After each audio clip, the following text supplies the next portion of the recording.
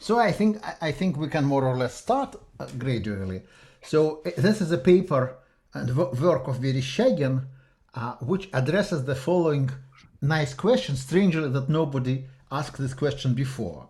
So imagine we have three strings x, y, and z, and then we look for a program which transforms z to x.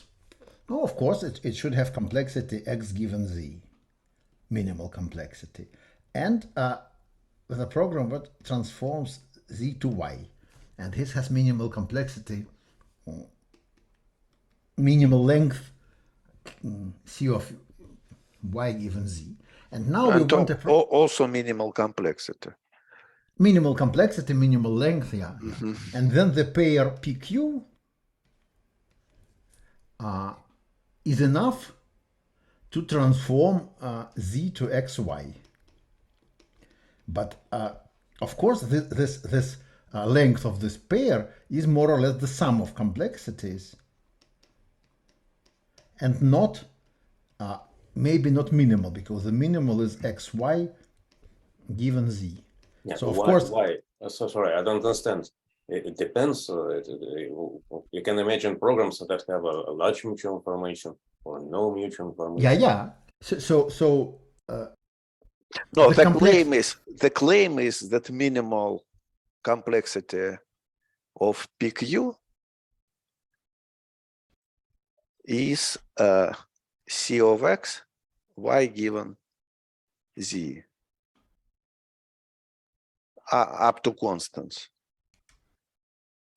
No, first of all, the complexity of pair QQ cannot be less. And also it's easy if we have a program which gets a pair xy from z, we can then add small things that extract the first and second term and get programs P and Q, which essentially are of the same program, and the pair will have minimal complexity. Yeah, the claim is that for all x, y, z, there exists P and a Q with this property. Not with all three properties. So okay, so Kolya, it's too long for an advertisement. So start with Andrei, there are three problems here: to find P with minimal complexity that transforms Z to X, to find Q of minimal complexity that transform Z to Y, and to find minimum complexity of PQ that such that P transforms Z to X, Q transforms Z to Y, and the complexity of the pair is minimal. There are three minimization problems. And the claim is that the third one has the cost C of xy given Z. Is it clear? The third one. It's just a separate problem. So you want to minimize complexity of pair PQ without trying to minimize complexity of P and complexity of Q. Okay, yes. And then, of course, the minimal is the complexity of the pair xy given Z, because you can always... So the first theorem is that, surprisingly, it's impossible to minimize all the three goals. All the three simultaneously. Yeah. What are the quantifiers? There exists x, y, z such that this is impossible, or right. For all x, y, z? There are x, y, z such that this is impossible. There are x, y, z such that there are no PQ, such that the complexity of P is minimal. X given Z. The complexity of Q is minimal.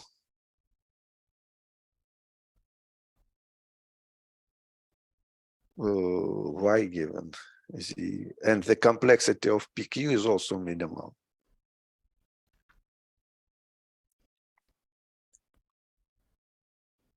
May I ask one more thing? Can you say in advance this for this triple XYZ that exists, is this triple or separately, is this pair XY stochastic? No, It's no, not no, stochastic. it's Okay. not. Mhm.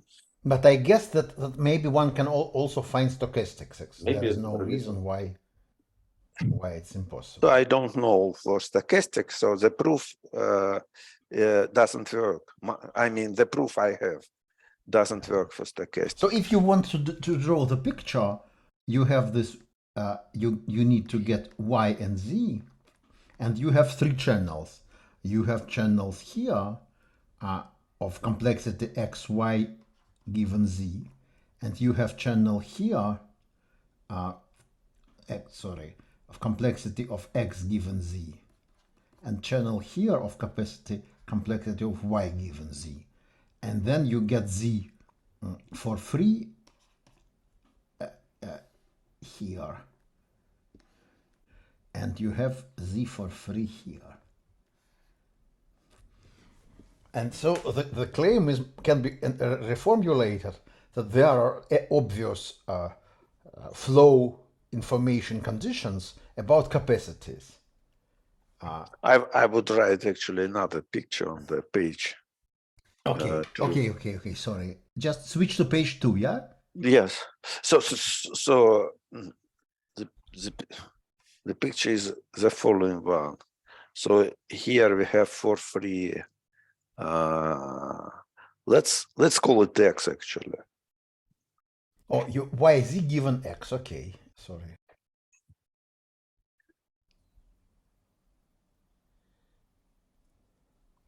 So this channel has complexity. I mean, this channel has a bounded capacity C of z given x. This channel has also bounded complexity y given x. And this both these strings are obtained from the source which know everything, x. Yeah, but also if you want to put restrictions that the channel is the sum of the pair of program has small complexity, then it's just you need additional bounded capacity channel, which I tried to draw. Right. I don't want to write this because I had in mind another motivation. And my motivation was about cryptography. We want the leak of information about the triple X, Y, and Z as little as possible. And the leak of information is the complexity of PQ, because PQ is the function of X, Y, and Z. And so the complexity of PQ is equal to the complexity, the amount of information that PQ has about everything, X, Y, and Z. So the original motivation was, is it possible to minimize the disclosure of information here simultaneously with communication complexity, with minimizing the complexity of the transmitted string? That's why I don't want to write the third channel. Okay, the interpretation can be arbitrary. Okay, let's okay, and why is it surprising?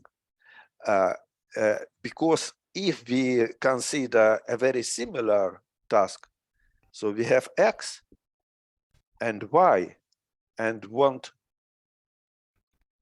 to the other way around. We want to compute Z given X and also given Y in this direction. So now the minimal complexity of P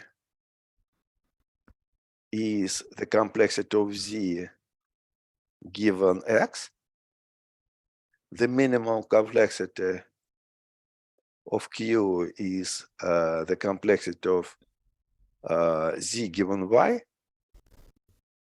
And the minimal complexity of PQ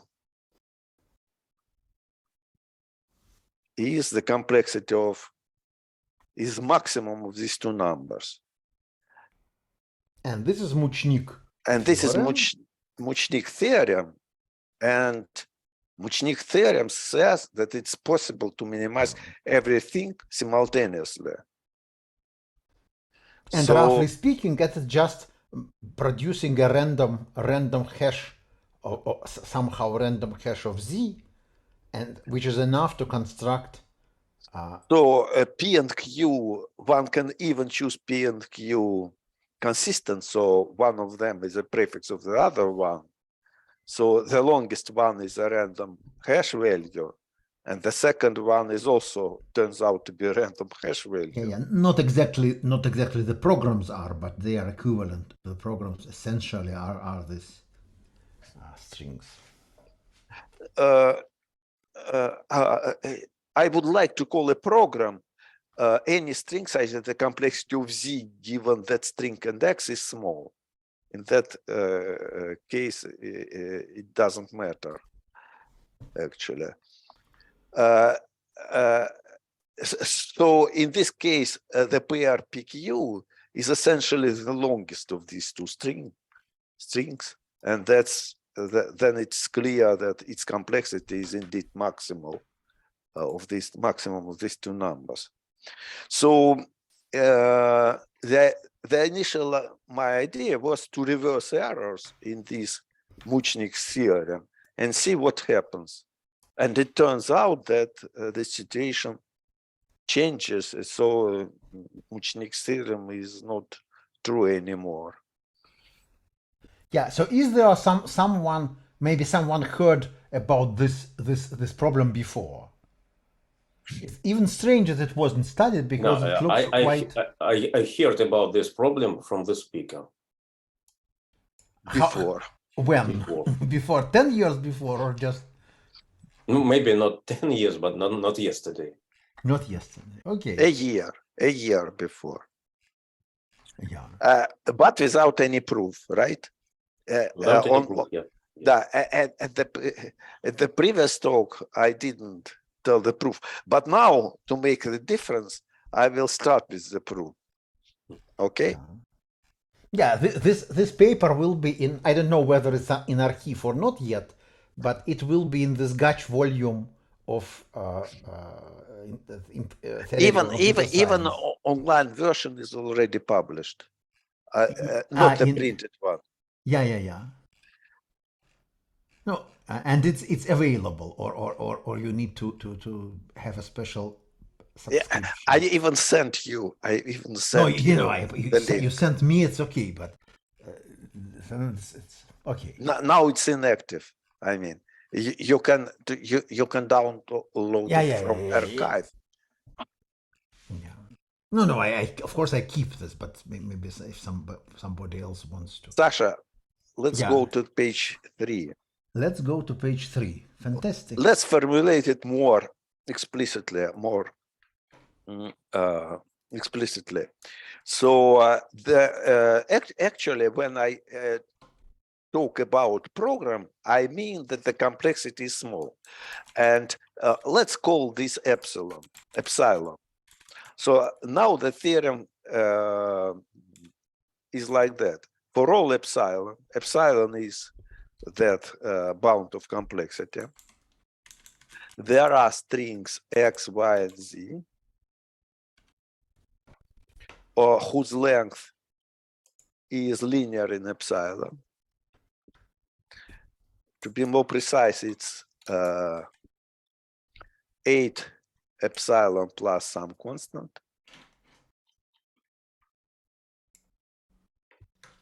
With the following property: there are no PQ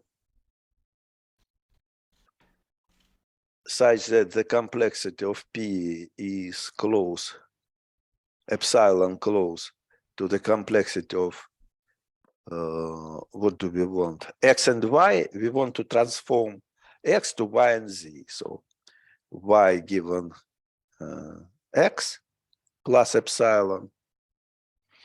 The complexity of Q is at most. So if we require all the inequalities to be with epsilon precision, still this is not possible, even if epsilon is not logarithmic but just linear, because the total length of the counterexample is just 8 epsilon. So the gaps which are not achievable are still. So the complexity, and what would do we need else? We need also write the inequality that says that P is a program for Y. That means that the complexity of Y given Px is small, is at most epsilon. And also the complexity of Z given Qx is small. So this counterexample is a counterexample where the gap is linear in the maximal length. Yeah, note that you don't write the complexity of YZ given PQX is small because it's automatically at most 2 epsilon. So you don't need this condition separately. And I didn't write it because I have another motivation in mind. I don't care actually that the complexity of where is small given PQ. Okay. And moreover, this holds in a stronger form. We can here and here replace the complexity by the length. Here you mean where? We don't see anything. You don't see? Okay, let's. You can make special thing. Oh, now you see, I guess. Yeah. Instead of this, I will write this, and instead of this, I will write this.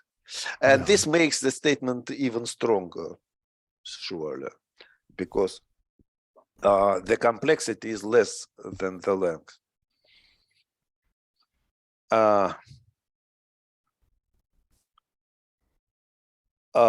And okay, how do we prove it?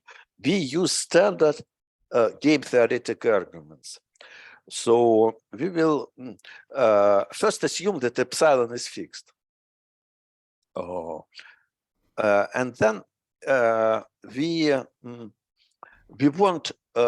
will enumerate the graph of complexity function, both conditional and unconditional, and we will look at the small complexity strings and also small conditional complexity strings, and also we will choose in advance the length of X, Y, and Z, call it N, and greater than 8 epsilon.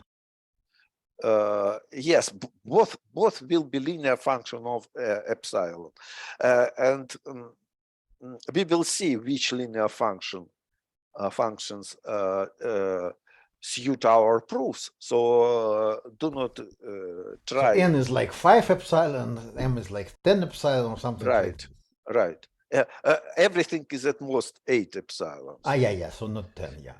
M will be 8 epsilon, M a little bit smaller.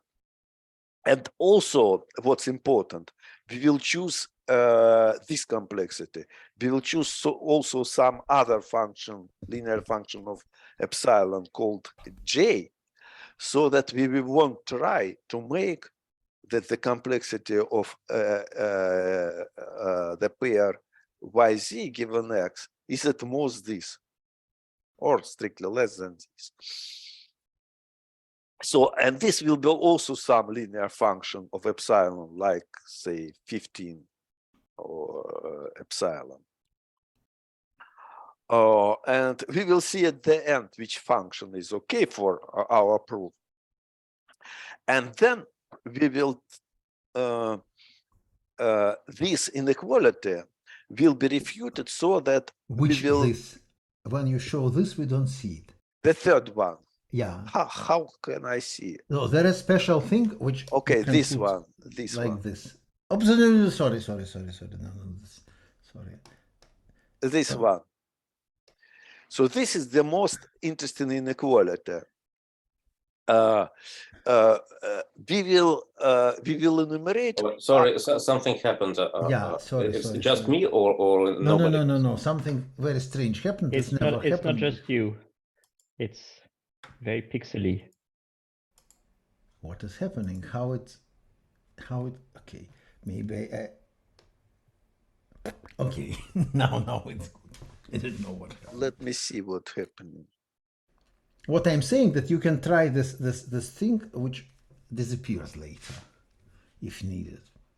Okay. Yeah, so the third inequality you will achieve in a complicated, no, not complicated, you will require the right-hand size is small and the left-hand size is big. And the left-hand side big. So this one is small, this one. Yeah. And this one is big. Yeah. C of PQ is greater than J plus epsilon. Is greater than J plus epsilon, right? And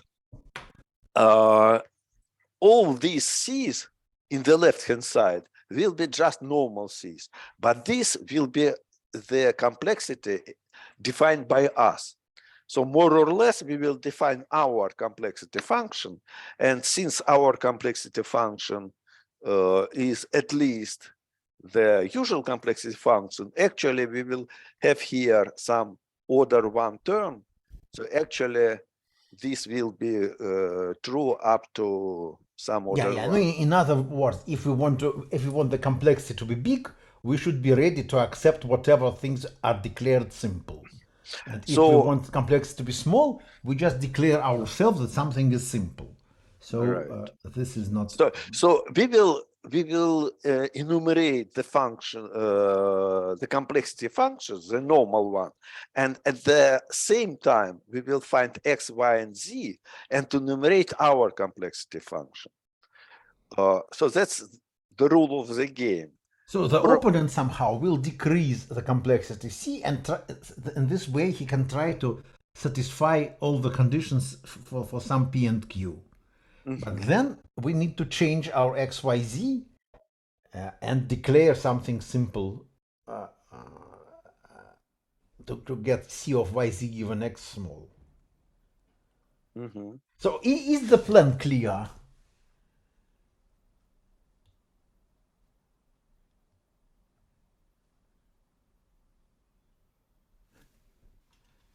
Okay. So Bruna, is it okay?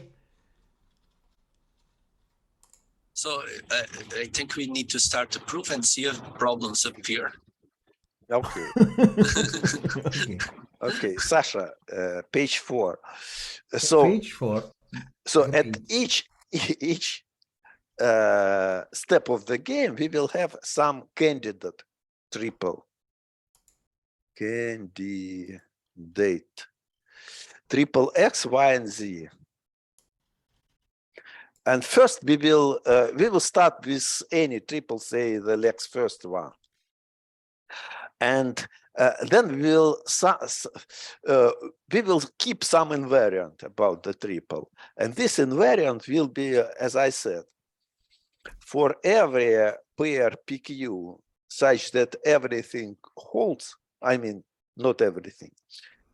Such that C of P is less than the length of Y, which is M. C of Q is at most M plus epsilon also. C of Y given P X is at most epsilon. C of Z. So let me write that the length of Y and Z is M. Right. And length of X is N. Yeah. Right. For every pair PQ, such everything holds which we don't want to hold.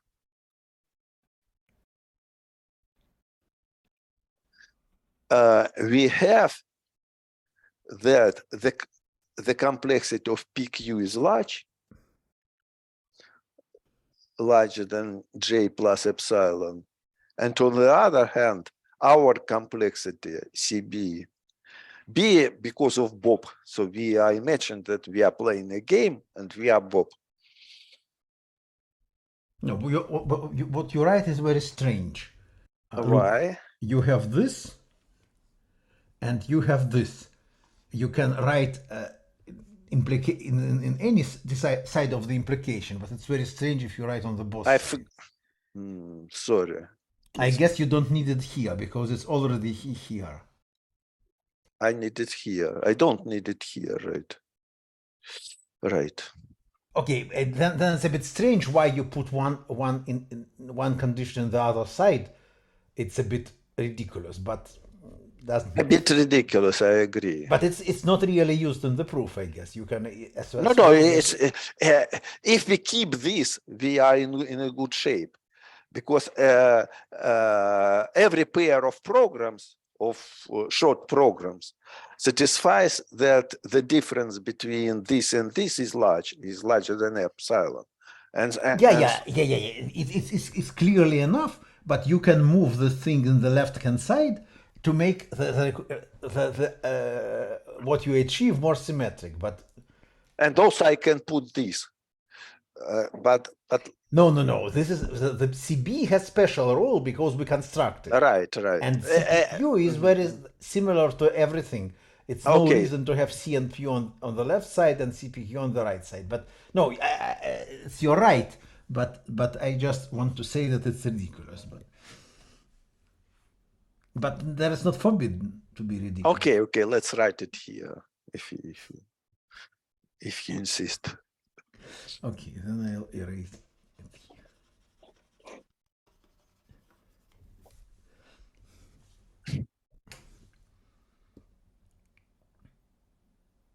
here. Okay. And so at the beginning, we assume that all these guys in the left-hand side are just infinity. And so the invariant we want to keep is true, because this just doesn't happen. And then the left-hand sides of this inequality. Who's the infinity? No, complexity. Originally, there the are no simple objects. Our opponent didn't declare any simple object. So there are no PQ at all, which have small complexities. What? No, the approximation. So the complexity decrease from time to time. They are computable from above. I mean, what I don't understand is that it was said that we maintain this invariant. Yeah. So it holds in the beginning. And this invariant implies what we want. No. The invariant is not about C, really. Invariant is about the current state of C, current approximation of C. Sasha, let's write here tilde C, which means the current approximation to C, tilde C. And this tilde C decreases time to time. And finally, it converges to real complexity. Right. And finally, when everything converges to the real complexity, the invariant implies what we want. But we do not know as the exact step when it happens, actually. But we don't need to know it.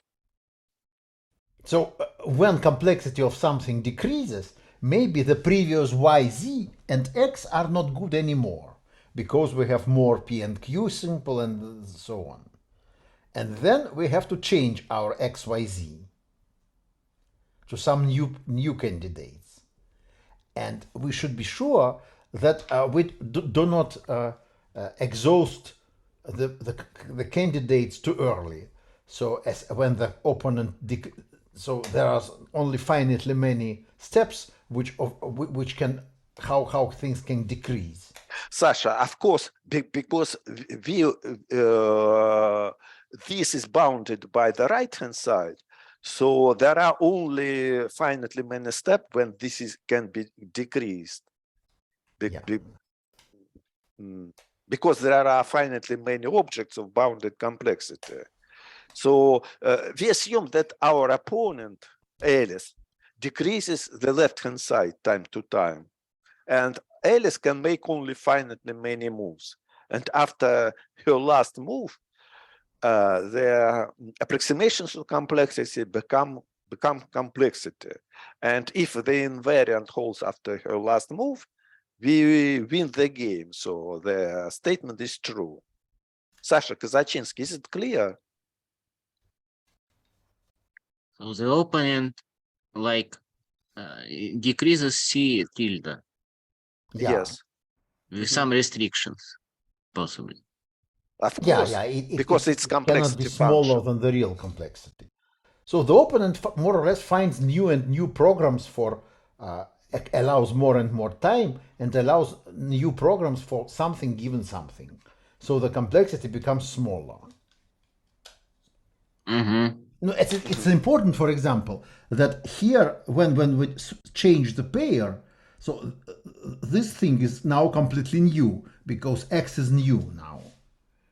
So X, this is we not only increase the time, but also this X is the current X. So it decreases, starts the entire decrease again from the maximum. And this thing is can only decrease how many times? 2 to the j plus epsilon, I guess. Yeah, to the power of j plus epsilon, right? Because we can just find new programs of size at most j plus epsilon to decrease this complexity.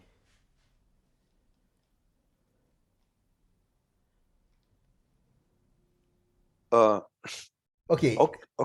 So somehow looks for memory, n was larger than m, right? So we can change x more than we change. Yeah, we can change x more than we change y. Yeah. So y is bad, okay? Maybe. No, we it's need to good make to remember. It will be yeah, used, yeah, it's good to remember. Will be important. Yeah. Actually, n will be much less than m. Oh, it's not important, I think. So n is smaller than m. N is smaller than m. So, but can we not fix x then? No. Okay, let's see why we can't fix it. Let's try to fix x and do the following thing.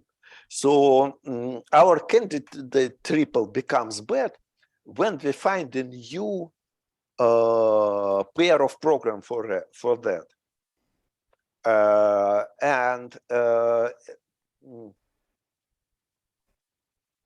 Sorry, not just a new, but at least one. And then we can declare. So our algorithm will be as follows. First of all, we start with the Lex first triple, and then we declare it as a simple. No, so sorry, I'm lost. So you explained why something is possible, why the argument works, or why it doesn't work. You are not allowed to change it. Right. I explained why the argument works. Why the argument works? First of all. Okay, let's look at it. Yeah.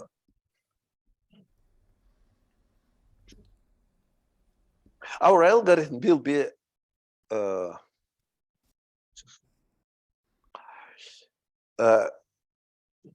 so first of all, when we switch to a new candidate, first of all, we make this true. This you mean what? This one. So something is fishy here.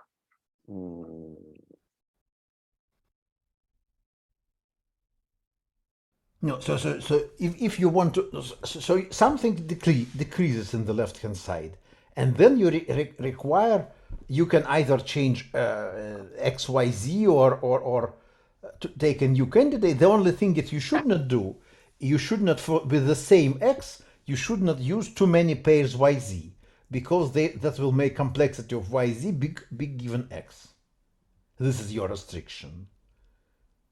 So when you change the candidate, you can change as many times as you want, but the only thing which you should not do is to use many YZ for the same X. Right. That's it. Right. I do not understand now the following thing.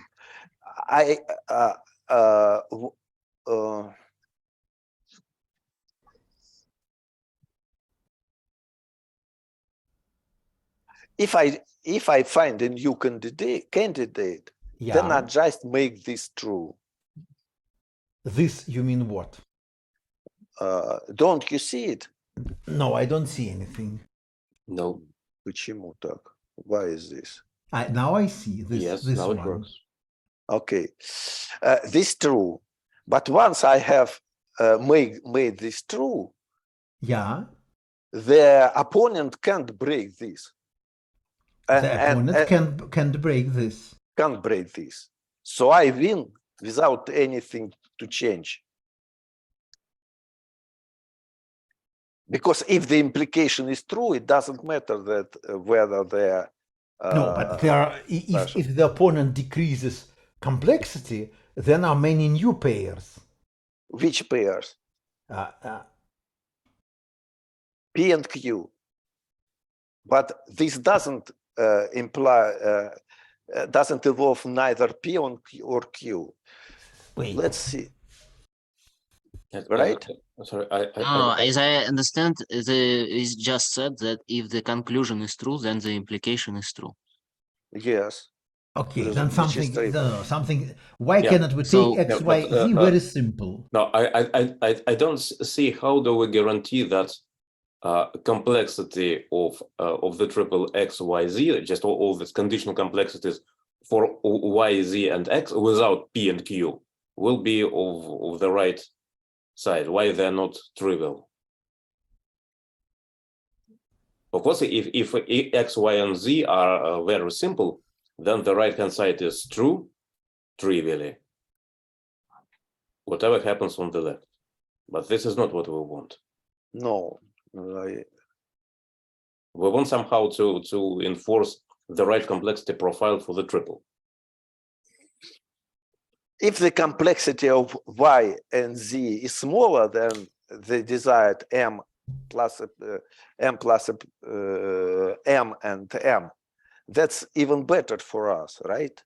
Because there are no P and Q with complexity smaller than M plus epsilon. So we don't need to ensure the lower bound for complexities Y and Z, right? I don't understand it. We do not claim anything about the exact values of complexity of Y and Z given X. If the complexities of Y and Z given X is smaller than M, the better for us, right? Why cannot the question is, why cannot we take Y and Z empty? And X. No, even not X. We can just take Y and Z empty, and this automatically will give this true. Yes. Okay, so the problem is that for all PQ is outside the implication. Because for such X, Y, and Z, there are P and Q, small P and Q. The complexity of PQ and everything are in the left-hand side, right?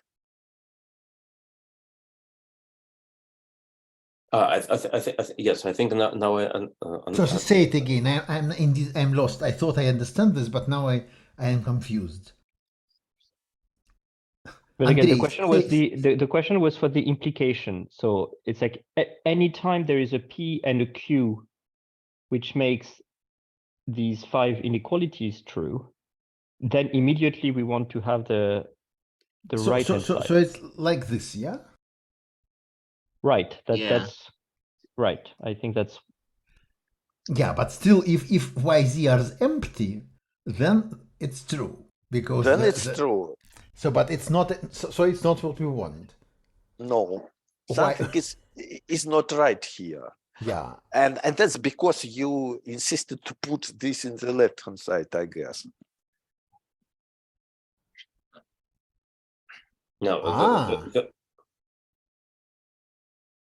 it is the last inequality on the left contains only P and Q. Right. There's nothing about Y and Z.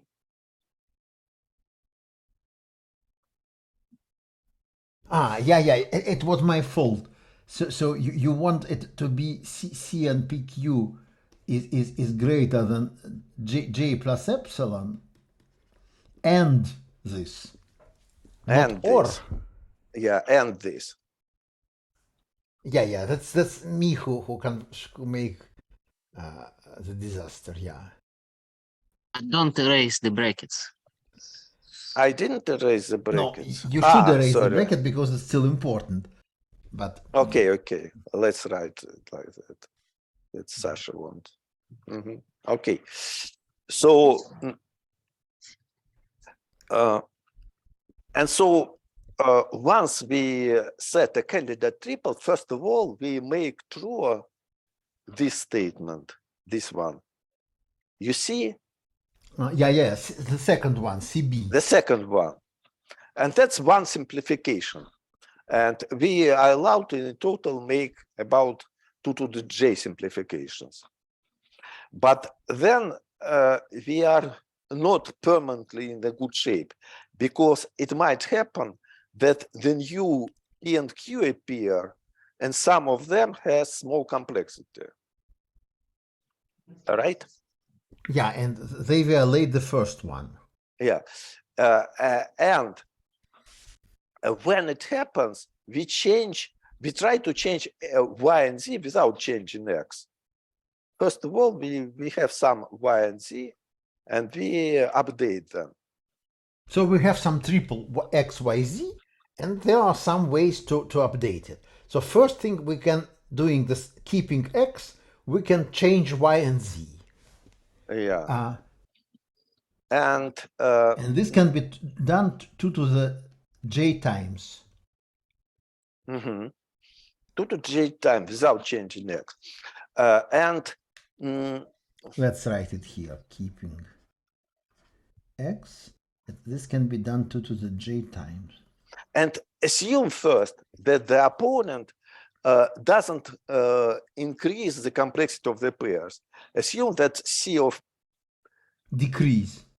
Yes, decrease. Assume that this is stable, first of all. Assume. So it's stable for given P and Q, or for all P and Q? For all PQ. So this is stable for all PQs. Then the only thing that can happen, there appears a new pair PQ such that this was not true, but becomes true. So how many times that can happen? This can happen 2 to the m plus epsilon times 2 to the epsilon times. So for what is fixed now? X is fixed, or YZ is also fixed? X is fixed and X is fixed. Yeah. So let's write in a small letter. So this can change 2 to the m plus epsilon times. Yeah, this. This can also change to m plus epsilon times. But this is the same actually. This is just a complexity. Okay, but even if you take multiply by 2, it's also the same. Okay. What can change to the complexity function? Approximation to complexity of P, to the complexity function. So we have the table of complexity and u p or q with small complexity can appear only 2 to the m plus epsilon times, right? So when the new program of size m plus epsilon appears. And this is more complicated. So forever. No, I don't understand. We have some complexity function C. Yeah. And we are, for this complexity function, we have a list of strings where this complexity function is at most m plus epsilon. Sorry. And yes. this list of strings can increase from time to time. And when it increases, then new pairs P and Q can appear.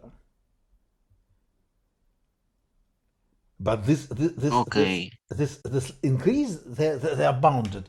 There is just, we can even 2 to the m plus epsilon for both things. And here we have not one list. So a new possible P or Q appears, a new possible simple string. And here, this is for every x and P and for every x and Q. So there are 2 to the epsilon time can appear. But then if we change p or x, then the counter is again 0, and we can have again a lot of increases.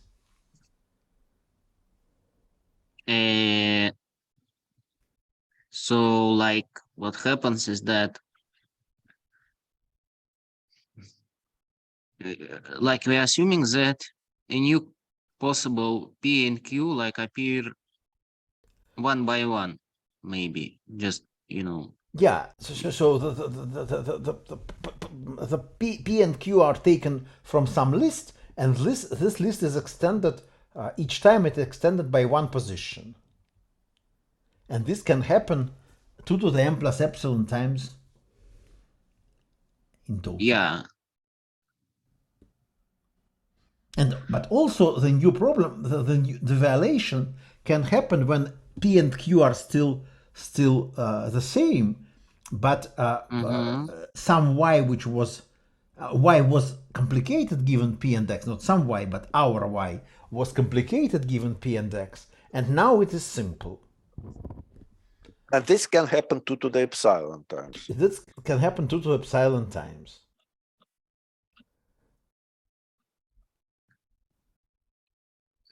Because y can No, because for given P and x, we can observe that y is in the list of simple things conditioned given on px, yeah. Sasha, actually much more. 2 to the epsilon times 2 to the m. 2 to the my. Actually, times even 2 to the m plus epsilon, this number of times. Because there are many different p's. X is fixed, but P is what not I fixed. meant, if P is fixed, for fixed then P, for you are fixed right. P is just 2 to the epsilon. Yeah, but P is not fixed. There are many P's actually. So the total number of violation of this might be much larger, this much.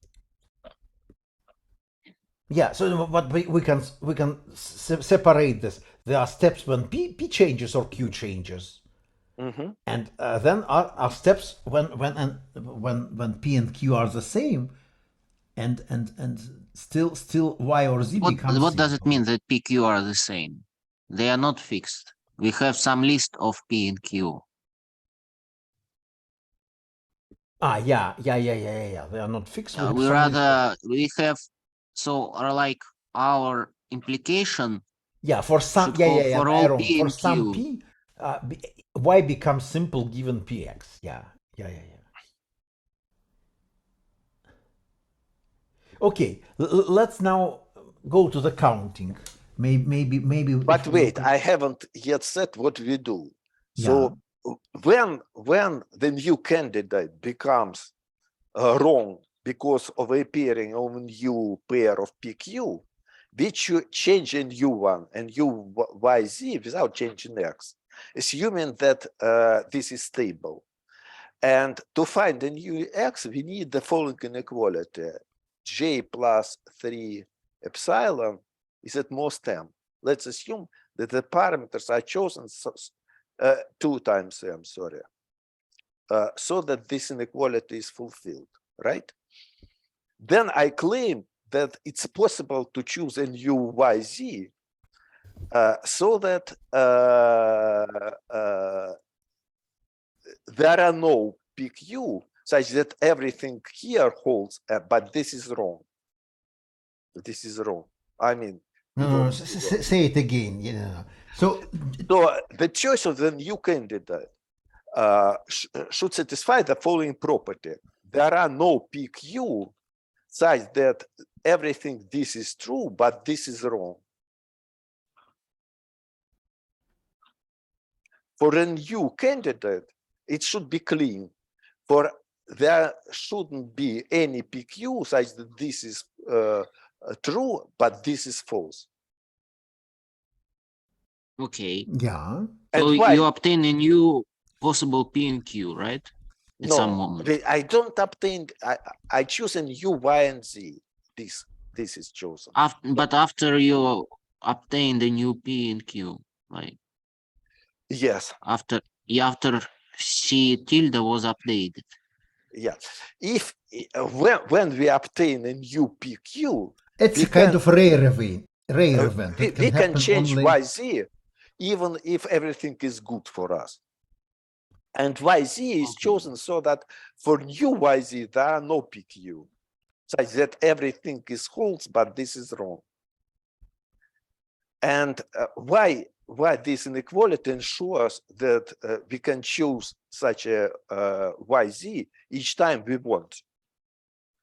Because there are only 2 to the j plus epsilon different pairs PQ. And for each pair PQ, assuming that X is fixed, we have at most 2 to the epsilon y's and most 2 to the epsilon z's, such that this is true. So in total, we have 2 to the j plus epsilon times 2 to the epsilon times 2 to the epsilon forbidden y and z. And this is less than the total number of the pairs.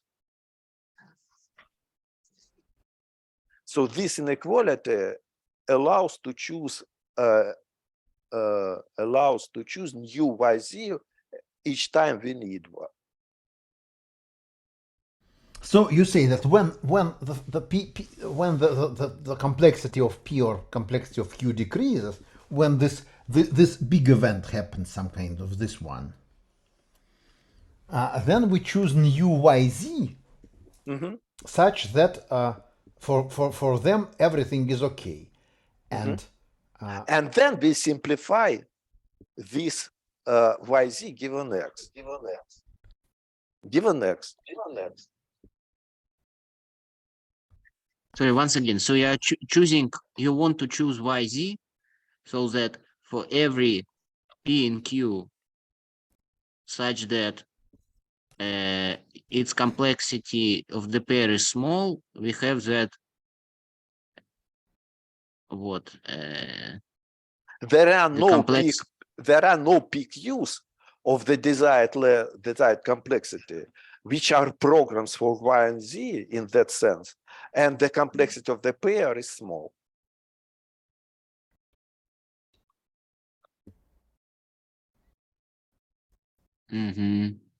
And this inequality allows each time we need to choose new YZ to choose it.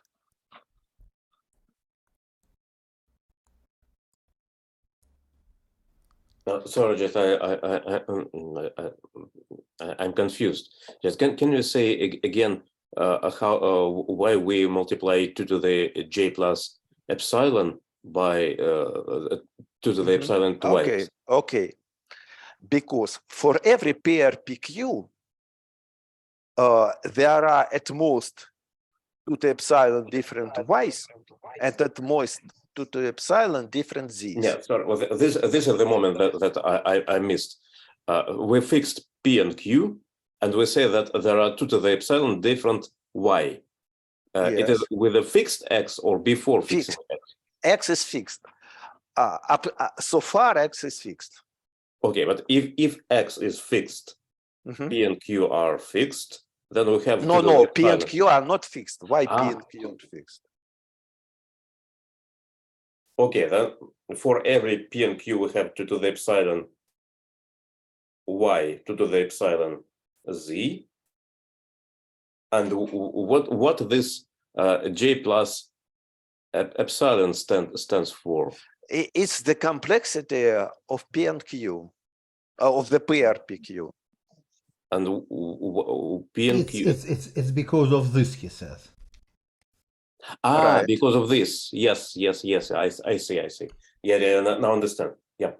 So we use now these inequalities. That's Sasha. So this one and this one, these two. Yeah. This one and these two. Right. And so if tilde C is fixed, we don't need to change actually X. Each time we need to find a new candidate, we can do it. And the only thing we need is that we can simplify a new YZ given X But we each cannot time we cannot change, we cannot keep the same if we have for given x we have many candidates yz, it's bad idea. but wait, if we have also this inequality, this one, right? No, let's subtract one to be sure. Then each time we need to simplify, we can do it, right? Because the invariant can break this number of times. And each time it breaks, we find a new yz, make a simplification, right? Why the invariant can break only this number of times? I have explained this once. Let's So you repeat. say that this part is decrease in complexity of this, yeah? Those, in total, this is No, but this 2 to the epsilon is because of what? Because of this. right. Because 2 to the m plus epsilon is the number of p's, Yeah. and 2 to the epsilon is the number of programs which shows this inequality, which witness this inequality. So in total, we have these much bad events, right? Yeah. So J is bigger than. So on one hand, G should be bigger than M. J is bigger than M plus 2 epsilon. And on the other hand, J plus 3 epsilon should be less than 2M, right? And obviously these two inequalities are consistent because we have here 1M and we have here 2M. And it's not hard to find a solution to this system of two inequalities, right? Yeah, but just can you say exactly? So there are cases when the complexity of P or Q decreases, or the complexity of PQ decreases. It's also happened that this can happen. No, Sasha. So far, I assume that the complexity of repairs can't decrease. Yeah, but then why you assume this? For simplicity. It's a good answer. Okay. Then I Okay. Is it clear what happens if the opponent is so kind as not to increase the complexity of the pair, right? Not to decrease the complexity. Not decrease, right? Is it clear? So Yes. I don't understand. The second part was about CB or about what? Where you have M plus epsilon is at most J. It's why we can still have this, because the pairs, the number of changes in the pair YZ without changing X is at most J, 2 to the J. So like so what is changing? I mean, just P and Q. Left hand The side can complexity- decrease, but by strangely, for simplicity, we assume that Sasha, we change only X, Y, and Z. Actually, so far we do not change X. We change only Y and Z. And pairs of PQ appear without our will. they are under a quantifier. Yes. So they are provided by the opponent, say, and they force us, I mean, the parent, to change time to time the candidate. But we assume that only some new simple P and Q appear, but no new simple pair Right. P and Q. Right. And now, actually, it's very simple to generalize it now. But I didn't understand how we like treated this new P and Q.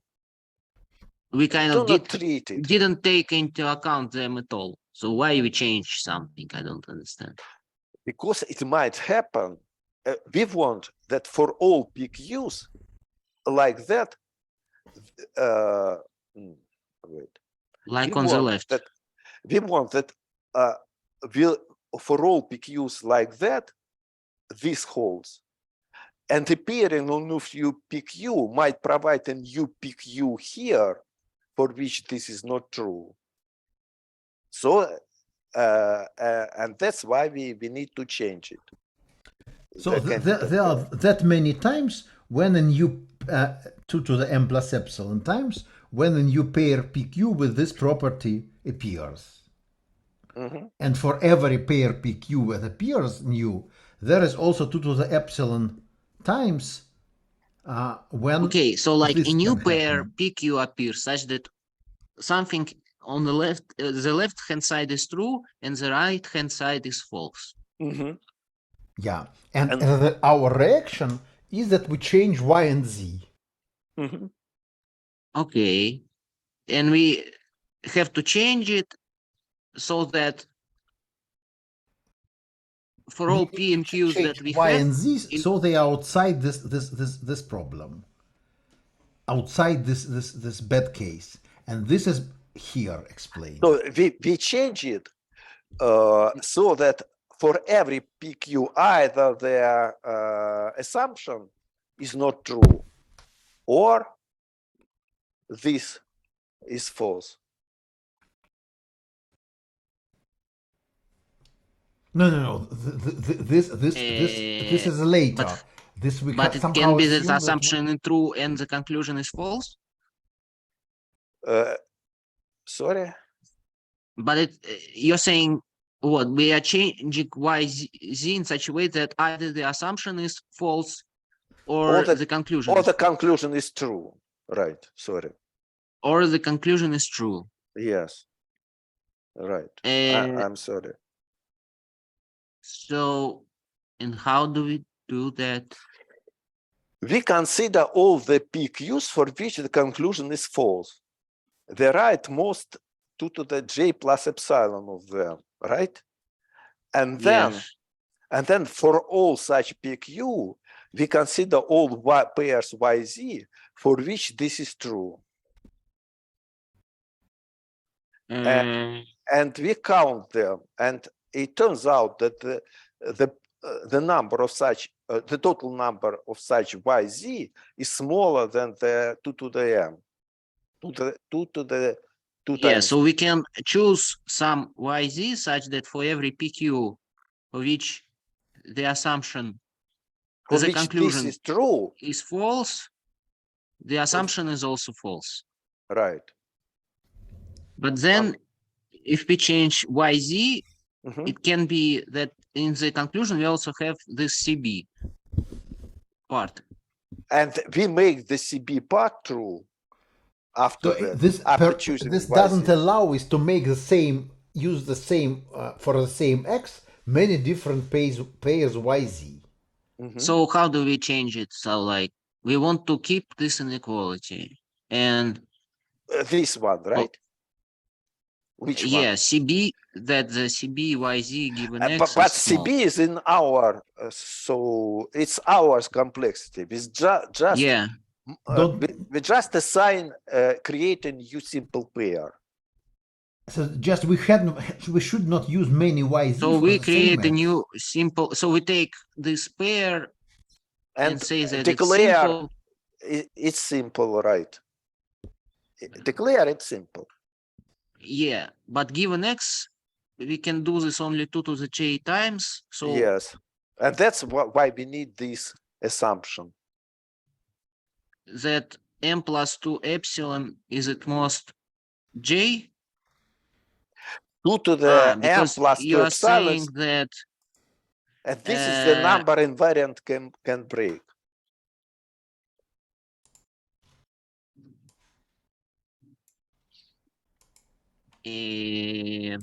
Because each time it can break because some P or Q appears, right? And it must m plus epsilon time. And what is the other epsilon where it comes from? For each P, we have at most 2 to the epsilon y's.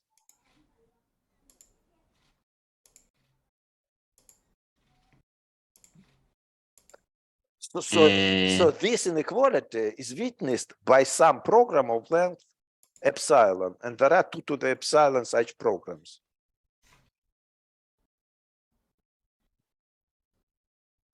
So everything is witnessed by P, and the program witnessing here this. The number of P's is 2 to the m plus epsilon. The number of program witnessing this 2 to the epsilon. So we multiply them, right? No, I think you just need that every time something new appears, you obtain new YZ and you declare that it's simple. So you need it just 2 to the m plus epsilon times. A new P can appear this much times, but yeah.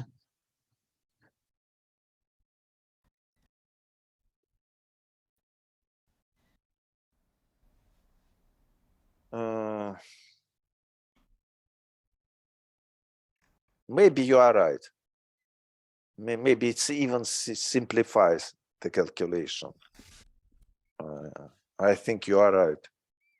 But anyway, that's even better for us, no, right? I don't understand why Sasha is. No, Sasha says that once. So a P appears, and imagine that all Y's are complex for P. Sasha, the problem is that Y also changes time to time.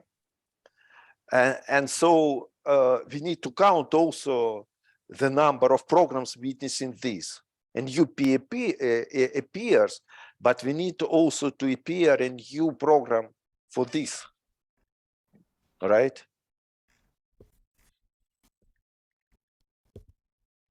Well, we're considering the case where this doesn't happen up to this point. So, I mean, I think we were saying that we just assume that P and Q appears now. And the complexity of PQ doesn't change. If some other complexities change, then I don't know.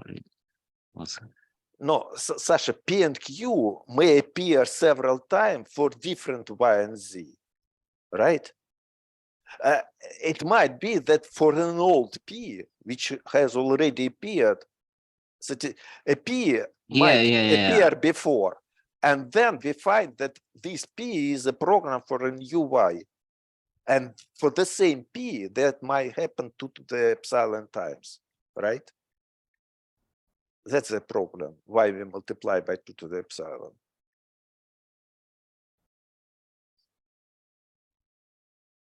So an old P satisfying this may become a program for a new Y satisfying this. And for each P, this can happen 2 to the epsilon times. And that's why we multiply this by 2 to the epsilon.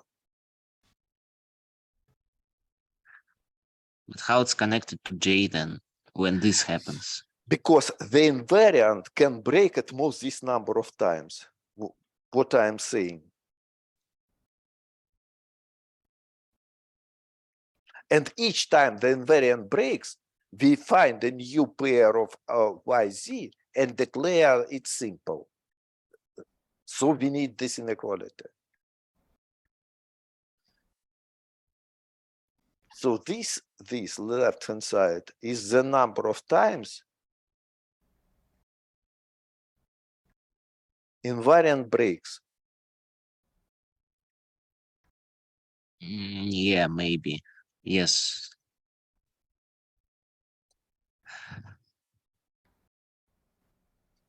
So this is the number of times. The invariant breaks if either you obtain a new simple P or you observe that Y is simple conditioned on some previous P. Right. And then you find the new YZ in any of these cases, such that something. A new clean YZ, and we simplified given X. Yeah. And we need to find a new y and z, we need this inequality. I mean this inequality. And for the existence of y and z. right. And to not run out of simple strings, we need this inequality. And Yeah. happily, they are consistent because here j should be larger than m, and here j should be smaller, but not m, but 2m, and that's why they are consistent. Right? Yes. Okay. Now I will explain a simple thing. Why we have assumed that this is stable. So each time this guy decreases, we just panic and change x to a new one. And we will need a new requirement that the number of x's 2 to the n is at least the number of times we panic 2 to the j plus epsilon. So we just need to find n which is larger than j plus epsilon, and that's it. But when you panic, you just choose x arbitrarily or what? No, just the next one, arbitrarily, more or less, a new one for which. And if it violates the invariant, what you do? No, x in itself cannot violate the invariant. For x, we select y and z so that invariant is good. Right. Which So means for that each, we need to declare something actually, simple. Sasha Kazachinsky is right. When we change a new x, we automatically change y and z, selecting new clean y and z. So you are right. We do not change x without changing y and z. We choose new clean y and z. So changing x is a more serious operation. It happens few times, and for each x we change y and z to make things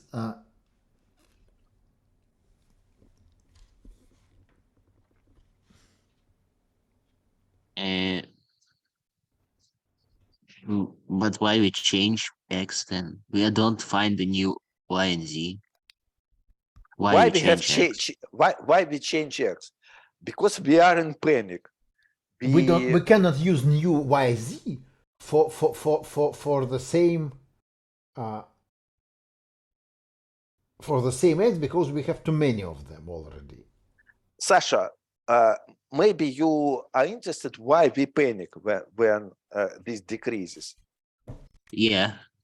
Because this can decrease this number of times 2 to the j plus epsilon, but the number of allowed simplification is 2 to the j. So if we do not change x at all, we run very fast out of allowed simplifications. You want to say that we need a new x so that we can define our CB. Because if we have a different x, we can have 2 to the j more pairs y and z. Right. We are allowed to make new 2 to the j simplifications when we change x. Okay, so we need it.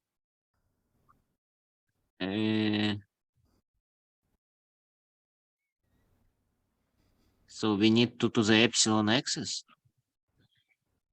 No? Actually 2 to the j plus epsilon x's, because we need this inequality. If we panic, if we change x every time till the C of a pair of some pair decreases, if we find a new simple pair PQ, we panic and change x. And so x can be changed 2 to the j plus epsilon times, right?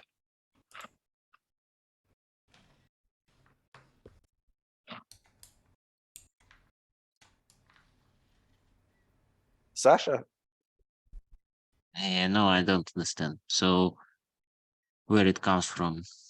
What? This? I mean, These conditions, yeah, this condition, yeah. this one. This one. The 2 to the n is at least, yeah. Because we change x every time we receive a new pair PQ violating this inequality. Ah, And the number of pairs violating this inequality is 2 to the j plus epsilon.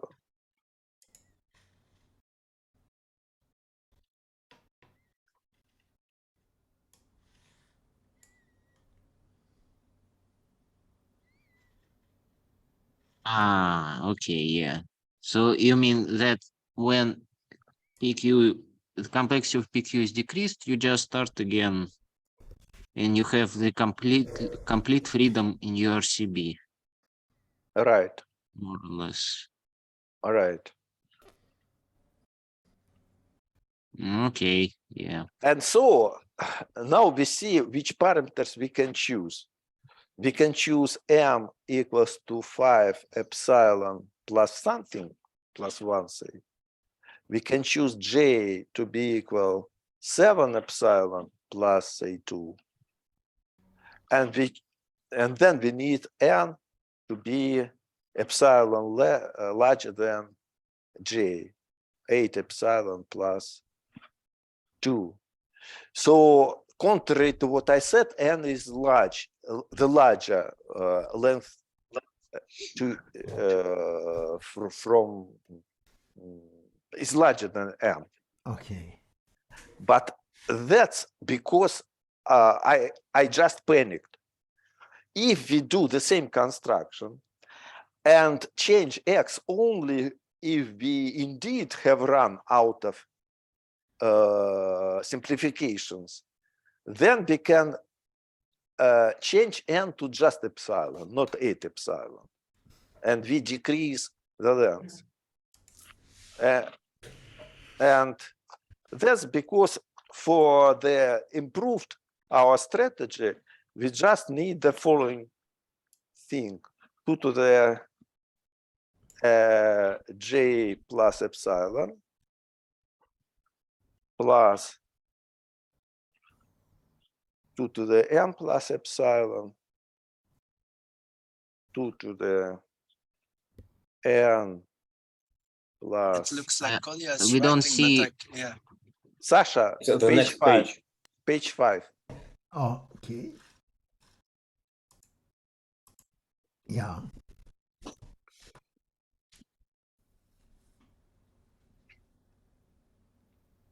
So in the right-hand side, I have written here the total number of simplifications with respect to all y's. Mhm.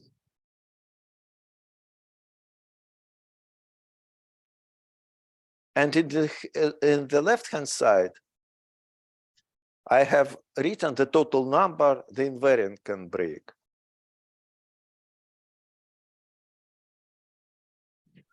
So let's see why. This is the number tilde c can decrease. The invariant breaks because this is decreased.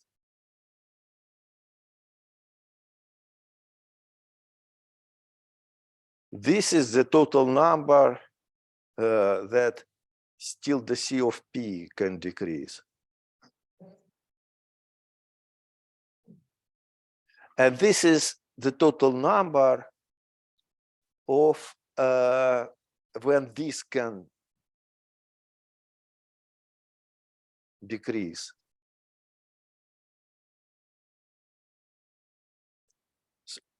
So why is this? 2 to the n is a number of x's. 2 to the m plus epsilon is the number of p's. And 2 to the epsilon is the number of programs when witnessing that this become less than epsilon. And so for the improved strategy, we need this inequality and also the inequality j plus 3 epsilon is at most 2m as before. So we need this, and also we need this be larger than this. And if, Sasha, is it clear why, if this is true, our strategy wins? Me? That- Yes, yes. I believe that. I should say that I really once tried to check this, and it was indeed very convincing when I tried to check. If you just start checking, things more or less No, converge. now But it's clear that this is consistent. So, for instance, we need to choose n larger than j, epsilon, so that this guy becomes greater. Sorry. So which guys? Where So this should be at least this should be larger than, say, this multiplied by 2, say. So a little bit larger than this and this and this, right? So the right hand side should be larger than all of them with some advance, right? To make this larger than this, we just need that n is equals to epsilon, say, right? Epsilon plus 2, say. To make this larger than this, we need, actually this term is larger than this, we can forget about this. And to make this larger than this, we need that j is at least m plus 2 epsilon. So to find number satisfying this, it's enough to make, say, n plus n larger than, say, epsilon plus 2, and n larger than and j, sorry, larger than m plus 2 epsilon plus 2. So we need to solve this system. And we can see that n appears only here. So we can just let n equal to epsilon plus something. and j should be somewhere between m and 2m. M. So actually here j, the requirement about m and j are exactly as in the previous reasoning. So we can take m equals 5 epsilon plus 2 and j equals 7 epsilon plus 2. And so we obtain n, which is much smaller than in previous construction, but and so m is now smaller. So actually, the final result is that we can violate what we want with the gap, which is equal to not 1/8, but 1/5 of the maximal length. So this is now the maximal length, and n is smaller.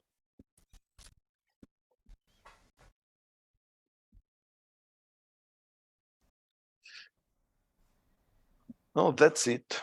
Okay, maybe you can, there are many other results of the same type which can be proven, but maybe you can just, in remaining few minutes, you can say something about what is your feeling. So more or less, every question of this type can be solved by this counting argument, or there are some questions which are more difficult and need some other more detailed analysis or other type of argument. Maybe can I ask a more specific, more technical question first?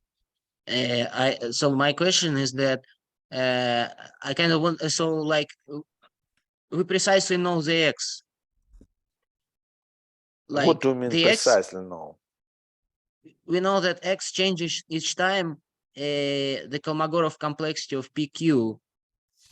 Like you obtain a new simple pair PQ. Right, and in the first construction, when we panic, right? Yeah, so like, and then you say well, then we can.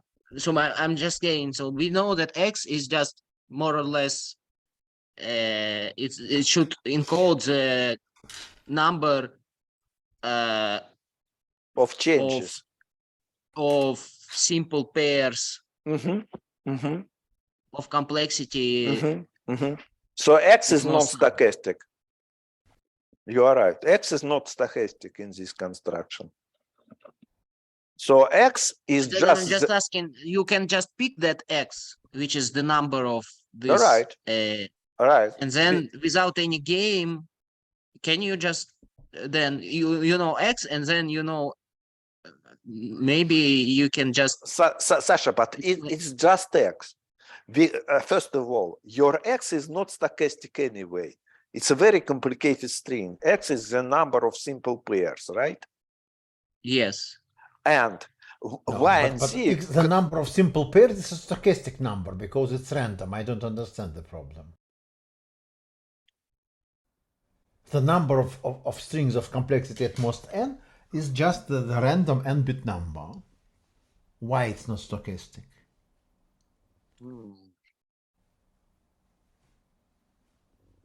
Okay, it's not. It's. But I guess that I you didn't cannot... mean this. I didn't mean actually what I said. I meant that it's a very special number. It's not a random number chosen from a simple distribution. It's a very specific random number. But what I meant that I can't. It's zero prime simple, yeah. Right. But I meant that I would like to choose X to be any string chosen from a simple distribution, and so that with high probability that X is okay. So, and that's not the case for most strings for some simple distribution. Right. That's the difference. But Sasha is right. We can choose X in advance, but we can't choose Y and Z in advance. Because but then we just do one step of your argument. Somehow, I don't know. It happens that in the end, you're basically just you're choosing that. I don't remember. So you're considering you cannot do it's only one step in the argument because you don't know really that. No, if you cannot do it before you know this X, you cannot construct Y and Z. Okay, I'm saying I'm taking X, which is the number of pairs PQ of complexity at most something, G plus epsilon. And then it seems that in the end of the argument, we're just saying that we consider all PQ of complexity at most M plus epsilon, and then we are choosing some Y such that if this pair has large complexity, then Y is complex given P and Q, then we do some counting argument. But then you need YZ to be simple given X. Yeah, but this is somehow happens in the end. I don't know why. Because we know X in the end, and then we start like... yeah, okay. If we know X in the end, we just wait until these things are... Sasha, we can make only the last stage of our construction, but that stage consists of several steps of choosing Y and Z. And it's not easy to understand what Y and Z are chosen at the end, right? No, but indeed, maybe we it seems that you can have just assume that you already know all strings of complexity that and that. So if you know if you know the number of strings of complexity at most this PQ, what was the bound? It was J plus epsilon. So then if M is smaller than J plus epsilon, then you also know all strings of complexity at most M. Mhm, And so you have a lot of information if you know this X. mhm. And maybe then you can construct YZ easily. No, maybe. But now I don't see how to do it. To describe in an Okay, more okay. easy way. No, we should think about this indeed. It's not. Yeah, it's like this. You take concatenation YZ, a string of given length that's not compressible given so many bits of halting problem of like busy beaver of epsilon. Yeah, I have a comment which doesn't answer this question, perhaps Yeah. somehow related. We can define some class of tuples. Let us call them superstochastic. Just let us miss the definition. And for these superstochastic triples, this theorem of Vereshchagin is false. We always can find P and Q with minimal complexity of the pair. And for these, for example, for these superstochastic objects, we have the same class of linear inequalities. So it's not No, very. so for example, imagine we Satya, take can you show this previous slide in the meantime?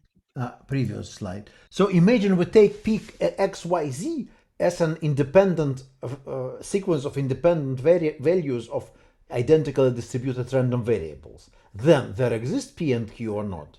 Yes. So you mean that for if we take XYZ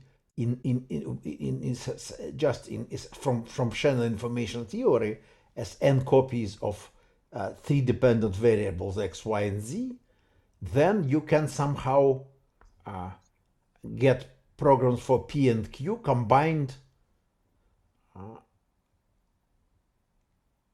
Yeah, and how do you do this? Okay. How do? So you have three dependent variables. Your example. So the answer to your question is yes, but your example is a bit. It requires some kind of dirty work. So let me formulate the setting when the answer to your question is simple. Yeah. I want the triple XYZ to be a typical element in a simple set, but not just a simple set of the size of the right cardinality. Yeah. I want it to be in some sense symmetric. There must be some symmetry group which acts on this set in a transitive way. So somehow all triples looks the same. For every triple, every section is of the same size, and every projection of every section is of the same size. Yeah. This is what we really need. And if we have this property, then you fix any x that you like, and choose this suitable P and Q in this two-dimensional section corresponding to 1x. Yeah. And then, due to the symmetry, you can establish one-to-one correspondence between this canonical section and all other sections. So for an arbitrary x, you will take the image of this P and Q. So somehow you can interpret. But the complexity of P and Q should be bounded independently, not conditional complexity given X. Okay, so if we have okay, P and Q are names of programs for the canonical section. But when you want to apply them in some other section, you compute this correspondence, and you apply this P and Q to the new names of X. So P is essentially the same as Q, right? So why the pair PQ? U and Z should be different. Okay, so let us go. Maybe okay. I should come back to your example. So let x, y, and z be typical values of some IID variables. Yeah. Maybe some super typical. So all frequencies are somehow fixed, not just close to the probabilities, but fixed. Then you fix some nice x with some simple description and small complexity. Yeah. And look to the two-dimensional section corresponding to this x. Yeah. And then P and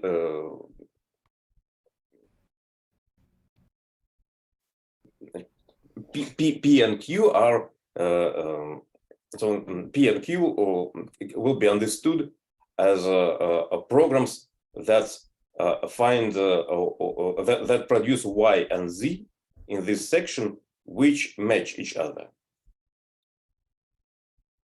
Okay. What do you mean match each other? The frequencies of letters for the pair Y and Z are correct. No, yeah, Y and Z are in this section, so they are correct. But Yeah. Y and Z is given, so you choose some program P and Q in such a way that what?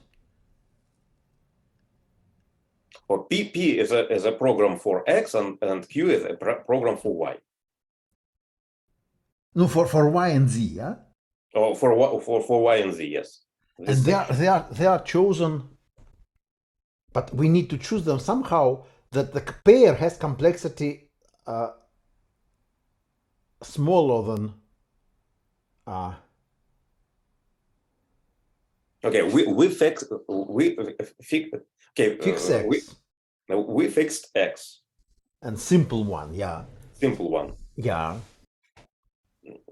So then YZ is complexity of YZ is just a logarithm of the size of this section. Yeah. And P and Q are just names for Y and Z. So in this case, P is basically the same as Y, and Q is the same as Z.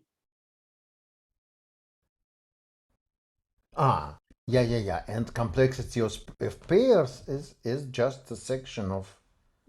And if now you take some other X, which is not canonical, nice, and simple, then you take this section corresponding to this difference X, and you organize a bijective correspondence between this this specific section and my canonical section. Yeah, so I think I got some idea. Yeah. So this is. I understand what you want to say. Just for example, they could be some hypothetical funny theorem. Not sure it's possible, but it would be funny. You could take the triple XYZ from this Vereshchagin theorem where P and Q do not exist. Yeah. But then you prove something about this triple using some non-Shannon type inequality, which can be proven assuming that such a P and Q can be found. This will be valid. Yeah, but so okay, so what you say, this is kind of another example when Shannon probability theory, information theory, if we allow some quantifier setting, not just inequalities, but that for every something there exists something, and on this two quantifier things, we have a difference between random variables and. No, I would say there is a difference between this IID version of Shannon's theory and the general version of Kolmogorov theory. Yeah. But there is also an intermediate step. There is a somehow symmetric a Kolmogorov complexity of very symmetric objects, then it would be it would be the same as this IID Shannon's theory. Yeah. But okay. But just for stochastic, what happens for just for stochastics X, Y, and Z? It's not clear. Not clear, but You think that it will not be true? I think it will be not true. Mm-hmm.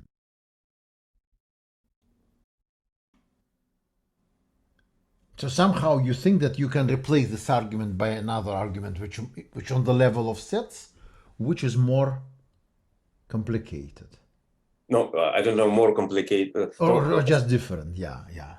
No, maybe it's not very different. It's clear what we need. We need a set of triples x, y, z, such that for different value of x, the sections are organized in very different way. They have the same cardinality, but they are not isomorphic. Yeah. No, but this is somehow necessary condition. But yeah, at least. Mhm. Yeah. Okay. So, but I think that at some point maybe Andrei and Kolya will try to explain more of what is around. So, another questions or what can we do, what we cannot do. So it's one example of some field, and it would be nice to revisit this thing and cover this field more extensively. What is not clear, what is it, so on. And so next time will be Sasha Kazachinsky guest. Can you say a few words of advertisement? But he's not confirmed yet. I wrote him to confirm. And then Okay, but he chose the date. so, but it's probably he supposed to should be about applications of game theory to studies of social networks or something Oh, like so that. it's practical talk. Yeah, it's So kind no of difficult practical talk. proofs, but very interesting, politically incorrect questions. Yeah. Okay, and then let me. I just wanted to show you some quotes. At now there is a volume of Kolmogorov paper, letters, and so on, and there are nice letters. So one letter is just is especially for us, and he writes for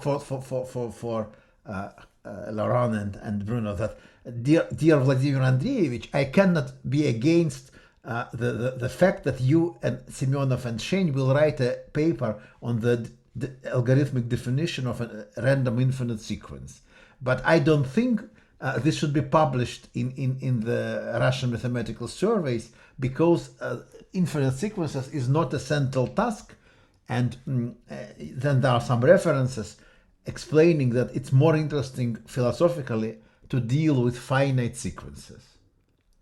So this is the letter for 1983. But still, I should say I didn't have seen this letter. So still, it was published in Russian mathematical surveys. But Kolmogorov did not think it deserves the topic deserves such an interest. And That is just biased propaganda. okay, but this is just a letter. Acceptable. Okay, then let me show two other letters. Another letter to some guy, he writes what is needed, what kind of computers, it was in 50s or something, what kinds of computers are needed for statistical research. And the main problem is the operation with vectors of length of 100 reals. And you need 4 operations, 5 operations, addition, pointwise multiplication, shift, scalar product, and the normal just the sum, which is scalar product actually. And it's okay if every vector operation requires 1 second. And we should use, it's enough to have a simple program a simple sequence of these operations. So you can say that this is what is now known as single instruction, multiple data supercomputer. So, and this was written in 50s, what is needed for statistics, and somehow this is needed. And the last message is it's very political message. It's a letter of Kolmogorov to Vinogradov, the director of Mathematical Institute. And let me translate it. Respected Ivan Matveevich, it was the director.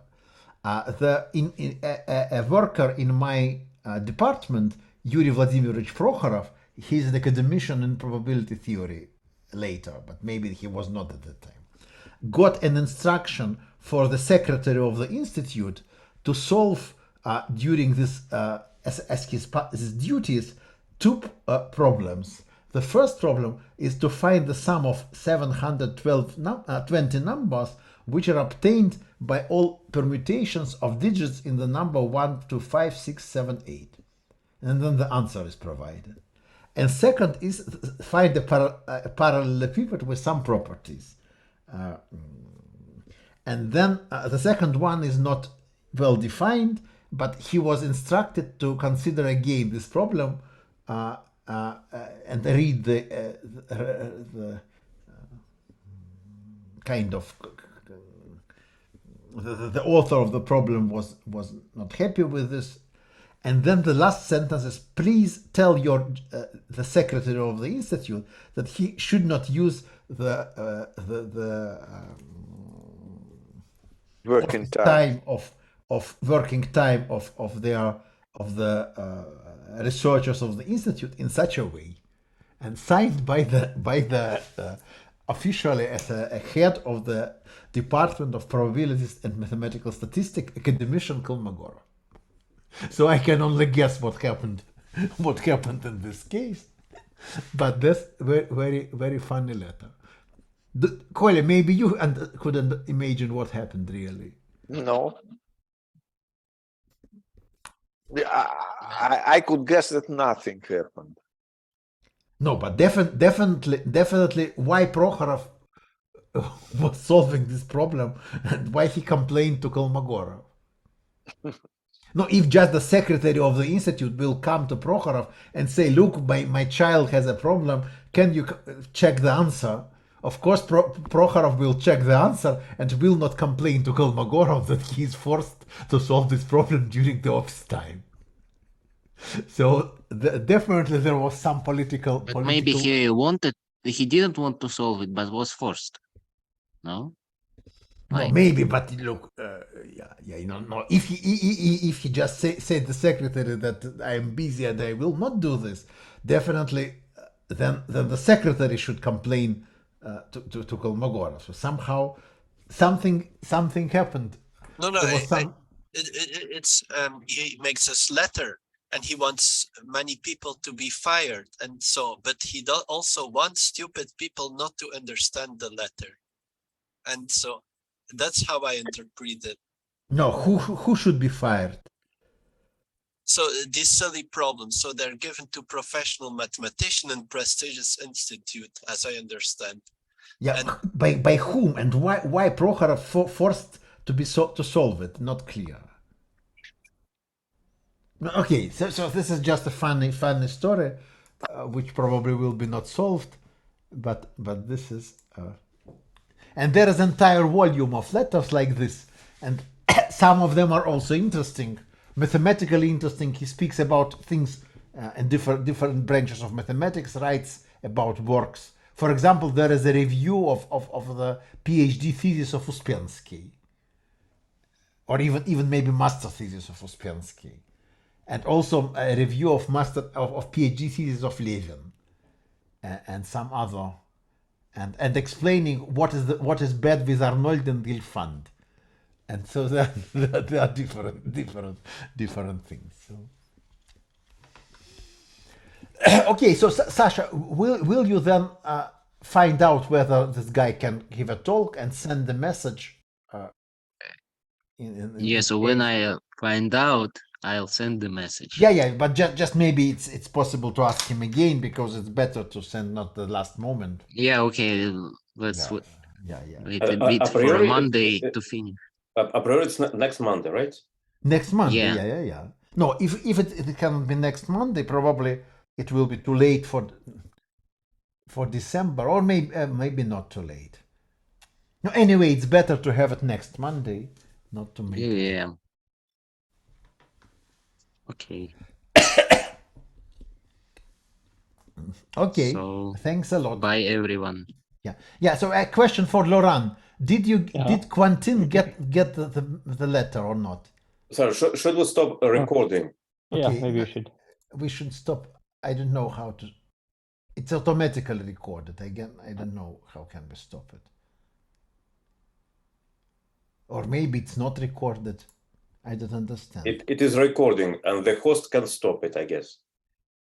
But Yeah, it's like okay, recording in okay, progress it's is written. nothing serious. I just sent some message, a letter to Quentin.